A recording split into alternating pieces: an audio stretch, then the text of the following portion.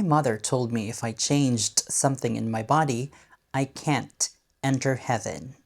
But you know what's funny? I think I've been disqualified a long time ago. Yahoo! Welcome back if you're new here. My name is Pat, the ugly expat in Japan. It's the end of March and I did my usual. I checked my income, my expenses, and what's left. This is how much I was paid for the month of March. And if you're interested in, working here in Japan as an assistant language teacher under the JET program, these figures might help you decide whether it's worth coming over here. And I don't want to go into the full details of my expenses and my income because I've realized for the past 2 months that I've been doing my salary vlog, I realized I might have shared too much information about how I spend my money here. Some people pointed out and have even called me out on how big I spend on my vanities. And this involves my regular skin clinic visits, my purchases of skincare products. So might as well, just give you the bigger picture of my expenses, my salary, and what's left. But anyways, it's also March and the season here in Japan has changed. Cherry blossoms are blooming. So going back to those people who pointed out how extravagant I am when it comes to my regular skin clinic visits or purchasing skincare products, my only defense is that at least I am not doing drugs or buying anything that's addicting. Anyway, I told my mother that I am planning to do something major, something that can finally help me feel confident in my own skin. And she said it so calmly, like any typical mother would do. If you change something in your body, you can't enter heaven. I didn't know whether to laugh or to feel something else. So I told her, I think I've been disqualified since birth. I mean, I'm literally a factory defect. When I was young, I had an underbite. My jaw, my teeth, everything need fixing. And guess what? Dental corrections. My parents paid for my braces that I had to put on for a total of 8 years. So technically, my path to heaven has been blocked for a long time. Saint Peter, who's, manning the gates of heaven, probably have blacklisted me from the guest list. But jokes aside, I think moments like this or conversations like that with our parents stay with you longer more than we realize. Not because they're meant to hurt, but because they come from people we trust. I don't think I ever woke up one day and decided that I am not enough.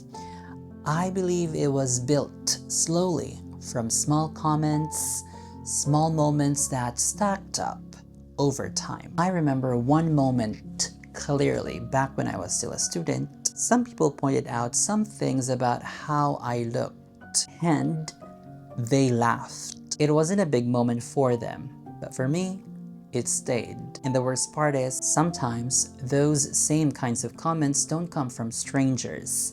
They come from people who are close to you, family, and friends. If I try to recall my childhood, some children may have had it worse than I did, but I don't want to invalidate the traumatic childhood experiences I've had growing up with my extended family members or my relatives. But again, I know and I admit that some children across different continents and around the world have it worse than I did. But I know that the childhood trauma that I've tried so hard to shrug off shaped how I see myself even now. So when I say that I want to improve myself, it's not just about looks. It's about trying to fix a feeling that I've had for years. But lately, I've been asking myself, am I trying to improve myself or am I trying to correct something that I was taught to hate? And I know some people will say that I just have to be content with whatever God has given me. And I've really tried to understand that. But if I follow that logic completely, I shouldn't have studied that hard when I was still a student. There were times my parents really emphasized the importance of, studying hard, getting good grades, because they would be our gateway to a good future, a good job. But following that logic that I just have to be content with whatever God has given me, I shouldn't have, studied hard and worked so hard to be an A grade student. I'm not really the smartest, not the sharpest tool in the shed, but I've had good grades. And I also was a very grade conscious student because I felt really embarrassed when I got low scores. But if people throw biblical references at me saying that I should just be content with whatever I look like and don't go under the knife just to, improve yourself, don't have surgery, well, again, I should just have accepted the level of mental capacity that I had. I shouldn't have been forced to study hard, to get good grades, because that was what God gave me. No growth, no improvement, just a mediocre student.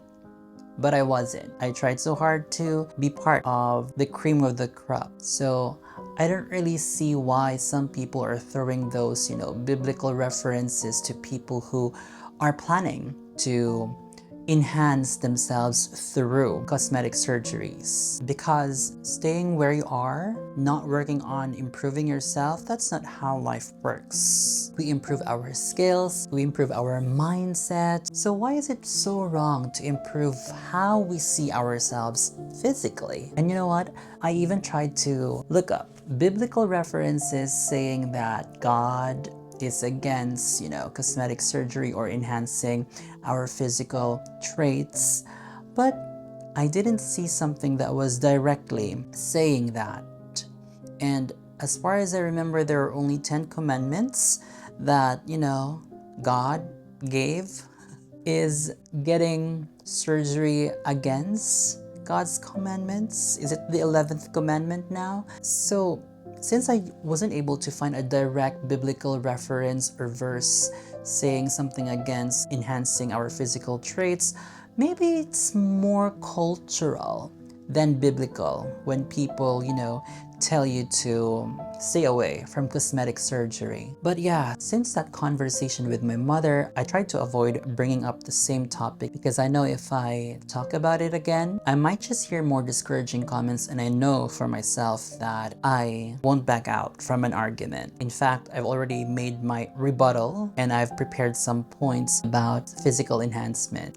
But to be honest, I don't really want to have that kind of conflict or create friction, especially with my mother or with close family members, because yeah, I think the world's too crazy nowadays to have more problems with your own circle, like family or friends.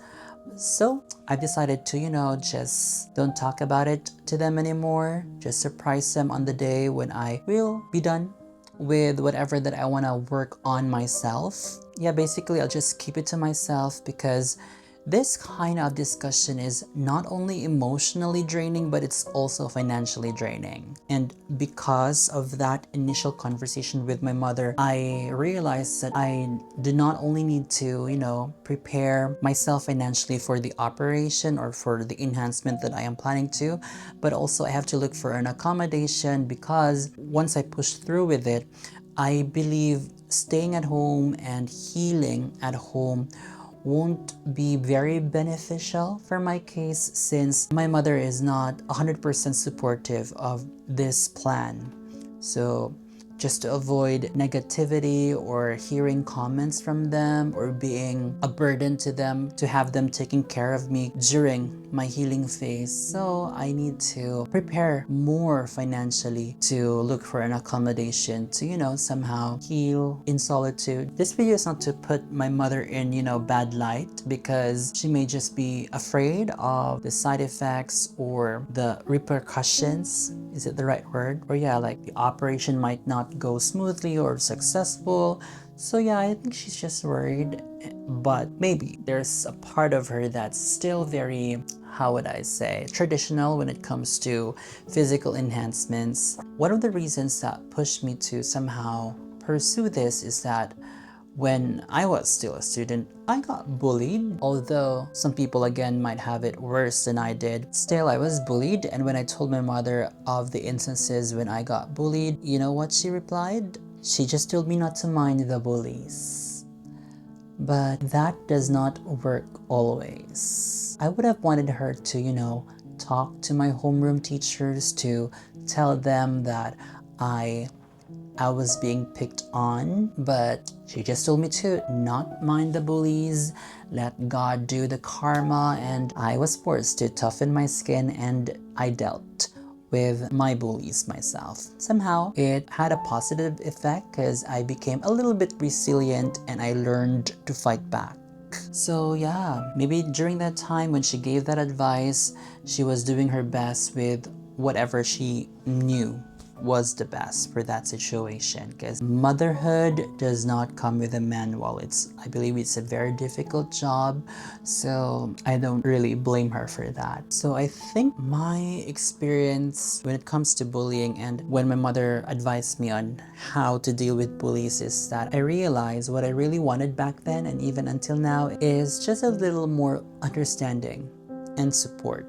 So maybe my mother is right. I can't enter heaven for changing something in myself. But if I do this and I finally feel at peace with who I am, then maybe that's already a kind of heaven that I've never experienced before. If you're still watching this video until this point, here's a popular quotable quote from a famous psychologist. These lines really made an impact on me. But what about you? What do you think about these lines? Do you believe in fully accepting yourself without trying to improve something? Let me know your ideas in the comments and I'll see you next time. Mata ne!